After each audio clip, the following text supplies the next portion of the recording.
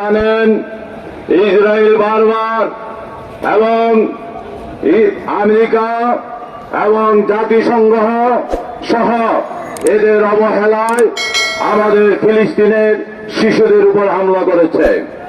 আমাদের নারীদেরকে হত্যা করা হচ্ছে, মসজিদ গড়িয়ে দিয়েছেন, হাসপাতাল গড়িয়ে দিয়েছেন, বাড়িঘর গড়িয়ে দিয়েছেন, সেখানে বসবাসের মতো কোনো জায়গা নাই, খাওয়ার পানি নাই, ক্ষুধা নিবারণের মতো খাদ্য নাই। তারপরও ক্ষুধার্ত মানুষের উপর নরঘাতক নেতানিয়াহুর নির্দেশে বারবার আক্রমণ চালানো হচ্ছে। গত কয়েকদিন যাবৎ মিশরের মধ্যস্থতায় কায়রোতে একটি আলোচনা চলছিল। নেতানিয়াহুর সেই নরপশুর এক গুণের কারণে যুদ্ধবিরতির সেই আলোচনা ভেস্তে গিয়েছে। আমরা পরিষ্কারভাবে বলে দিতে চাই, আমরা নিন্দার প্রতিবাদ করতে চাই না। আমাদেরকে একটি জিহাদে অবতীর্ণ হতে হবে ফিলিস্তিন রক্ষার জন্য। ফিলিস্তিনের বাইরের ত্রাণ প্রয়োজন নয়, তাদের অস্ত্র দরকার।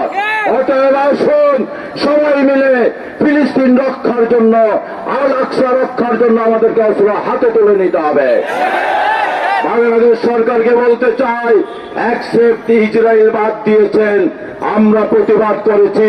প্রধানমন্ত্রী বলেন আপনি নাকি ফিলিস্তিনের পক্ষে বলেন, উপরে উপরে বলবেন, তলে তলে খাতির করবেন, এটা হতে দেওয়া যায় না। মানুষ বুঝে ফেলেছে, উপজেলা নির্বাচন করেছেন, সংসদ নির্বাচনের মতো উপজেলা বর্জন করেছে। অতএব আপনি প্রধানমন্ত্রী একজন বর্জিত প্রধানমন্ত্রী হিসাবে স্বীকৃতি পেয়েছেন।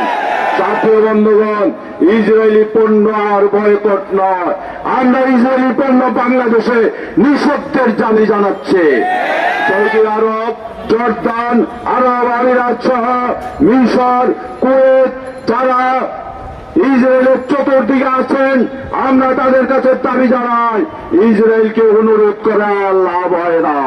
হিংস্র পশুদের এরকম ভারতকে যদি বলেন তুমি খাও না, সে খাবে খাবে খাবেই খাবে। ইসরায়েল নরপশুর দেশে পরিণত হয়েছে।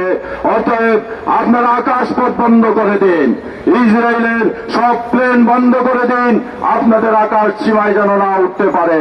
তাদের পণ্যবাহী অস্ত্রবাহী সকল জাহাজ বন্ধ করে দিন, তাহলে ইসরায়েল যুদ্ধবিরোধীদের রাজি হবে, যুদ্ধ বন্ধ হবে।